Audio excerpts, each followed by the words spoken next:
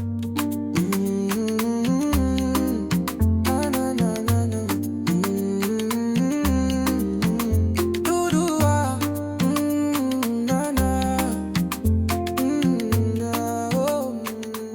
to Let's Heal the Bleeding Scars podcast, where we explore the pressing social issues that shape our world today. I'm your host, Cynthia Dinalani, the founder and the CEO of Shovadarma Welfare and Community Organization, the multi-global award winner. Today, we are truly inspired by the guest that we have today by the name of Chris Maseko, the gender-based violence activist, the lady that worked for Sonke Justice, Africa Tikkun, Open Disclosure Foundation, and POWER. You can see that all those foundations that she worked for, they're the foundations that are fighting gender-based violence. She is a GBV ambassador. She is a gender-based violence activist. We are pleased to have you, Chris, in our podcast, and we want to say thank you for making a big impact in other people's lives. You have changed a lot of lives, and you have stand for those that cannot stand for themselves. You gave hope to the hopeless. Welcome to our podcast, Chris. Can you please introduce Thank you so much, Cynthia, for inviting me to this podcast, the very much important postcard where we're going to unpack a lot of issues that affect victims of gender-based violence and victims of other illnesses in our societies. So it's a pleasure for me to hear. I really appreciate you.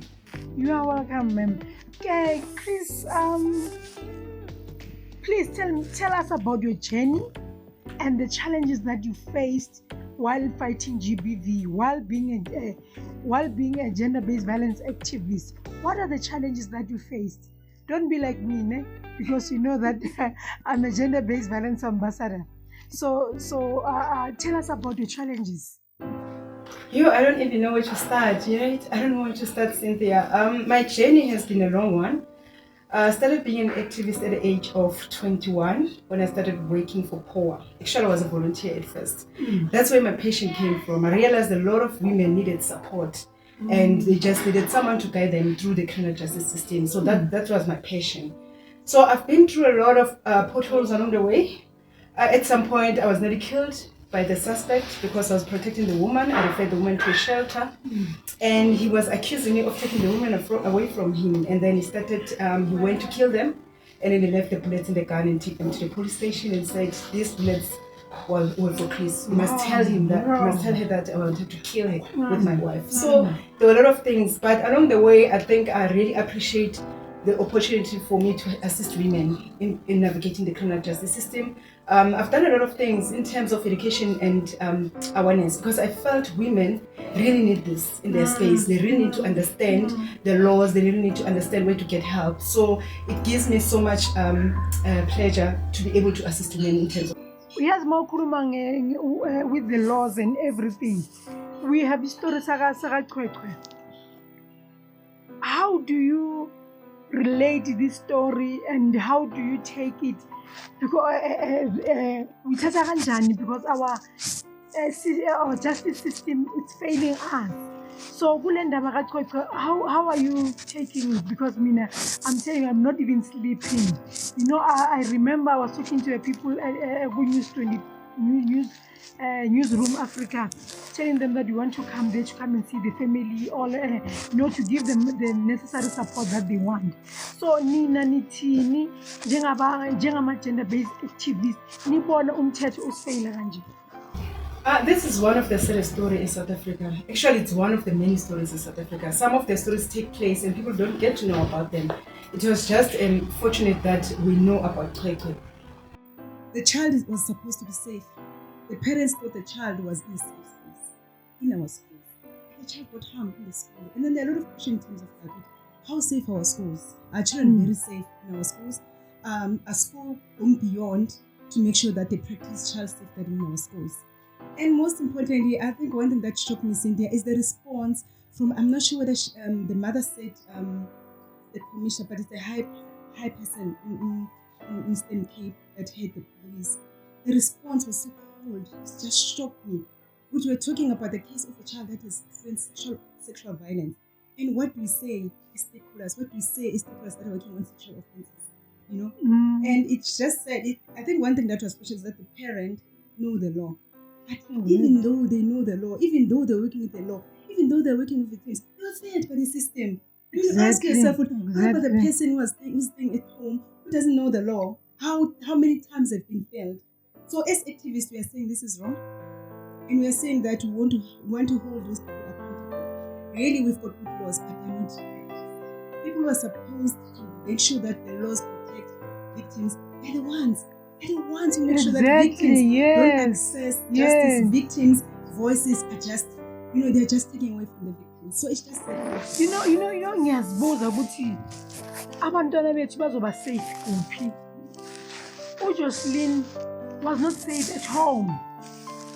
Cwecwe was not safe at school. So bazoba safe kuphi, because we know that if ngiyazi ukuthi umntana wami usesikolweni, then I know that my child is safe. But nowadays it's not like that anymore. Ushiya umntwana endlini, you know that the child is safe. Akasekho safe. You understand? So what can we do as Africans, and what can we do to make people aware of all these things, to make awareness campaigns of saying no to GBV? And you know what? It's just stressing me, Chris. I don't want to lie. It hurts me so much, because last week I read about a father over rape umntwana ona 8 days. Athi uyarasa ukhalelani, wamrape ukuthi ngifuna ukuthi ukhale into oyaziyo, and the child passed on. And it's a white guy. You understand? Today it's a white guy that raped, we are saying raped. Let me put it like that. We suspect that you raped Cwecwe. So on that journey, what can we do, man, to put a stop to this? We are tired. What can we do, Chris? I always, when I talk about gender-based, I always say that, gender-based violence should start in our bedrooms. When I say in our bedrooms, it starts with me talking to my husband about these issues, or my husband talking to me about these issues. And then it needs to go down to our kids. We need to teach our children about safety. We need to teach our children to talk about issues that affect them on our daily lives. How many parents that leave their children go to school, and when they come in, they don't even ask what happened at school. They don't even ask, are you happy? Are you okay? Because it's not there. Children get abused in our homes or in schools where we think they're safe. Right out of there, because we don't ask them. Children don't know how wrong it is for this to happen to them. So because we don't communicate with our kids, we don't talk about safety issues with our kids, this is going to play a role whereby children are being affected by this in our daily lives, in front of us, but we're not seeing it.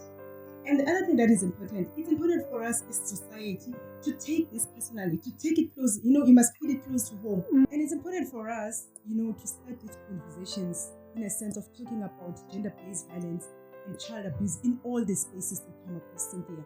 Because in all the agendas, we need to talk about gender-based violence. We need to talk about child protection. Because really, sometimes we act when there's a certain case that is coming up. And after 5 years, we're quiet about it. We're going back and revisiting and seeing the change that we've made, and also the impact that we've made. I was seeing change in our children talking about reporting cases of child abuse. I was seeing change on knowing that our children are safe. Then we react because of one case or two cases, and that takes us back as civil society. It takes us back. It's important for us to keep the momentum, going. And in our communities, in our community meetings, let's talk about child safety. Let's talk about how best we can protect our children in our communities, in our schools, in the school government meetings. Let's talk about this. Let's make it an agenda. It needs to be in all the agendas. Whether we're talking about sports, or whether we're talking about our educational system, or we're talking about other things that are societal, let's make sure that it's in our agenda. But Chris, we've got a problem here in our country. A lot of people don't report gender-based violence cases. According to your experience, Tano-san, tell us, what are the things that you think people don't report cases? What are the things that cause people not to report gender-based violence cases? No, look, Cynthia, there are a lot of issues. There are a lot of reasons that make women specifically and men don't report. There's still that thing that men are still treated badly when they go and report this. There's still those issues that women also, they go to the system and they don't get help. And of which is true. Look what happened to this case.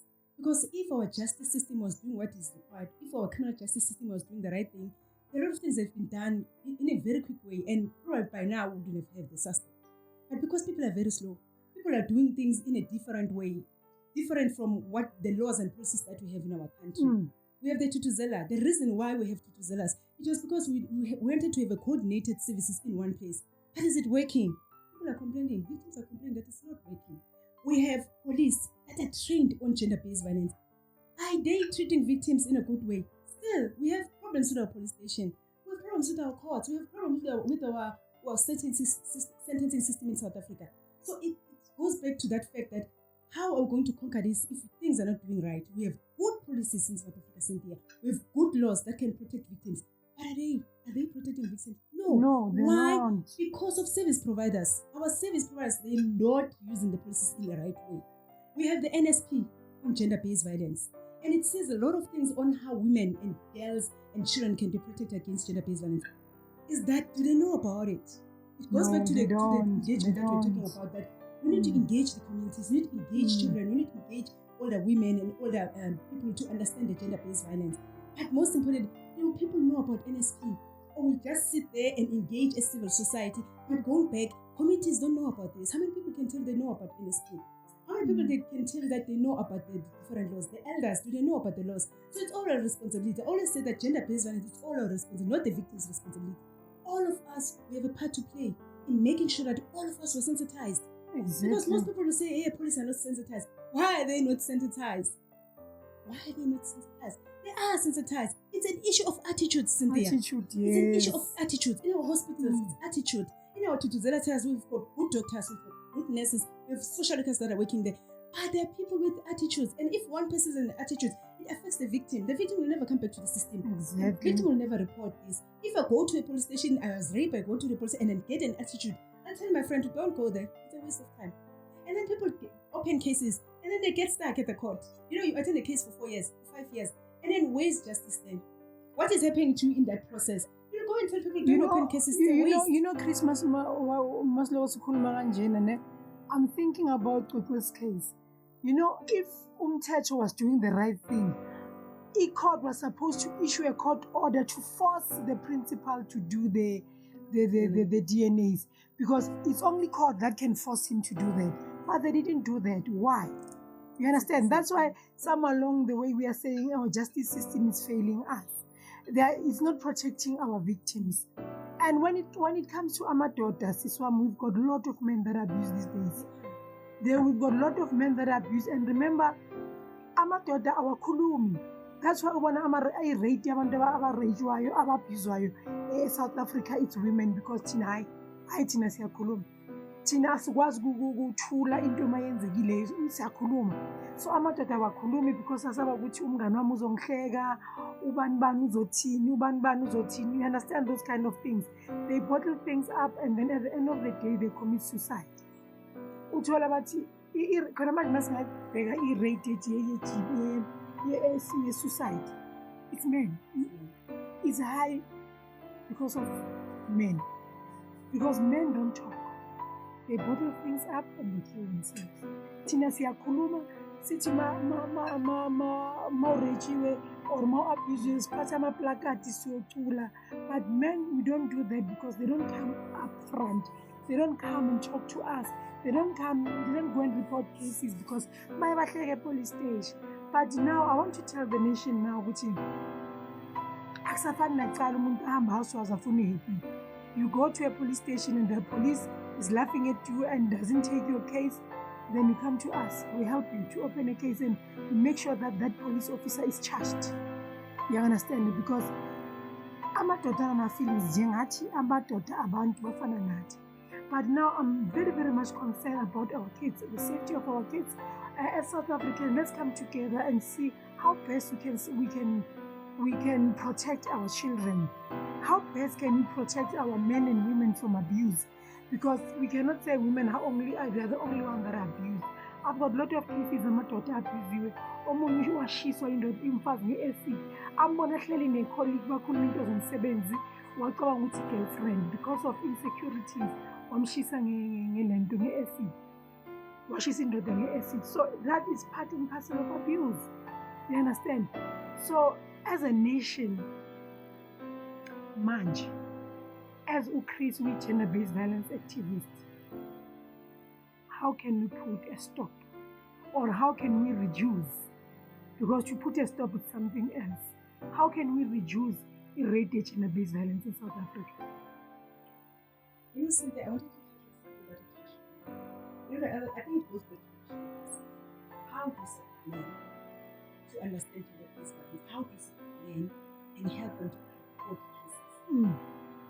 How are we going to do that, Cynthia, if we still have challenges with women who are reporting cases? Women get stuck in our police station, get stuck in the Kiki, get stuck in our courts. Then men sees that and say, okay, this is going to happen to me. And the men are not like women. They are just so shy. They don't talk about these issues. How are they going to talk about these issues if they see that even the government and all the civil societies and all the systems that are there, they fail women and children? So we still have a long way to go as a country. And it's important for us to always sensitize everyone. Let's sensitize everyone. Let's sensitize men. Let's sensitize girls. Let's sensitize boys and women. Let's make sure everyone understands gender-based violence and how to support one another. And then in terms of children, every child is my child, Cynthia. I think we need to go back to that. Every child is my child. The child that I meet in the street needs to understand that I'm the parent. We need to go back to our roots, that all the children are ours. Because how are we going to support them if we're saying my child is my child and make sure that my child is sensitized? If you're talking to a child, also help the other kids where you stay be sensitized. Because one thing that is said, I had one case, Cynthia, where a child was dragged by the perpetrator. And the child didn't know. And the child kept on saying, I don't know him, please help me, I don't know him. You know, the community just passed by. They didn't help the child. And the poor child was raped. That guy took the child and raped. How many people passed there and not helping the child? It's that mindset of saying, it doesn't affect me, it doesn't affect my child. My child is at home, is studying. That is not my child. It doesn't hit home. So it goes back to that. Let's go back. Let's go back to the roots that every child is my child. Let's support these children. Let's talk to these children. This needs to start from our schools. But a lot of organizations that are working with our children in schools, government must allow all schools to have people that are talking to children. People that are trained, that are experts in talking to children. You know, to make children aware of these things.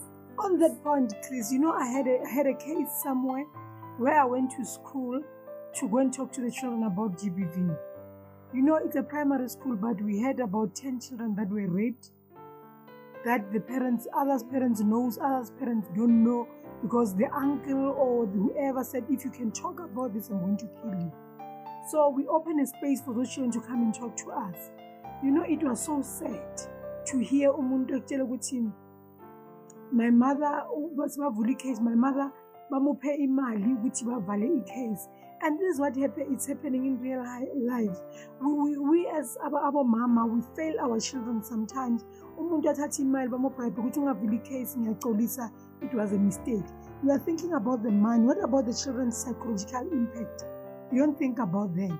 So it hits me ukuthi thina siyazama ukuthi silwe le gender-based violence, but along the way kuba nento evalayo ukuthi no, you cannot pass here, your limits are here. You understand? Like right now, we can go to Matatiele and talk to the prosecutor, to the station commander. EFF went there to talk to the station commander, and the station commander is a woman. That woman was so rude to those people. She was so rude, as if she's not a woman. Then I said, people don't understand this until it hits home. That's where she'll understand why people are coming there to make noise, why people, and she won't be rude anymore. But now she doesn't understand because it never hit home. So we don't need those kind of people. We don't need those kind of people in our police stations. We don't need those kind of people in our society. We need people that feels other people's pains. And then we've got organization as Chris, as Netayo, Tina, ama activists. As Neta Tina, ama ambassadors to fulfill our dream by fighting GBV. Right now, I'm working with the Nyati Foundation. Nyati Foundation is helping me to fight gender-based violence. Nyati Foundation we joined hand in hand with Nyati Foundation to fight gender-based violence. Remember, Inyati Foundation was dealing with other social illnesses or other things like doing concerts, doing this, helping people to grow their businesses and all. But now they've changed their let me say constitution. Now they are in gender-based violence things. If I can tell you, which the chairperson, which is Dumisani Nyati, when you talk about gender-based GBV, he will phone immediately. It concerns him. That's why he put it on his constitution, saying in the structure, saying in our structure we've got this and this and this, and they put gender-based violence also. Because, and imagine, these are men. They want to help us to fight this gender-based violence because we are talking which if maybe tomorrow it will happen to my child. So for that not to happen to my child, I need to stop. I need to help these people. I need to help our Cynthia, our Chirofatsaruna to fight GBV. I need to go to KZN to do our conferences everywhere to create a safe space for our victims. You understand? So we need people to come together, to come to us. Let's join hands in hands together and make sure that we fight this gender-based violence. Sis Chris, I thank you so much for coming to our podcast. It was nice being with you. I think abanye bantu bafundile today because of you, and we really appreciate you. And then I think after 4 weeks we'll call you again to come and talk about mental health, because gender-based violence goes hand in hand with mental health issues. So what I want to say is that let's put a stop to gender-based violence, no to GBV. No women must be raped, no men must be abused, no children must be abused. So we are saying together, okay. Thank you so much. Last word to our viewers out there. You asked the question earlier, how can we fight the scourge? How can we fight the scourge of gender-based violence? Accountability is in there. We need to hold people accountable. You will not work for the community and then get to a police station and say, today I'm in a mood, I'm not in a mood, or I'm in a mood, I'll help them or I'll not help them. It's not about you, it's about your duty to serve the community. So my way forward is that accountability. People need to understand that we can hold people accountable. Even the magistrate, you can hold him accountable. There's no one who's above the law. So we need to hold people accountable. We need to hold people accountable who are not supposed to be in the system. They must get out. Let's give people who are sensitized, who are willing to work with victims, to carry on with the good work that they're doing. Thank you so much, Cynthia, for inviting me. I'm hoping that in future we'll work together collaboratively in making sure that we fight the schedule. We'll definitely do that. Viewers out there, thank you for listening to our podcast. Thank you for watching, and we love you. Can you please like, subscribe, and comment below? Thank you. Let's meet next week Saturday. Thanks.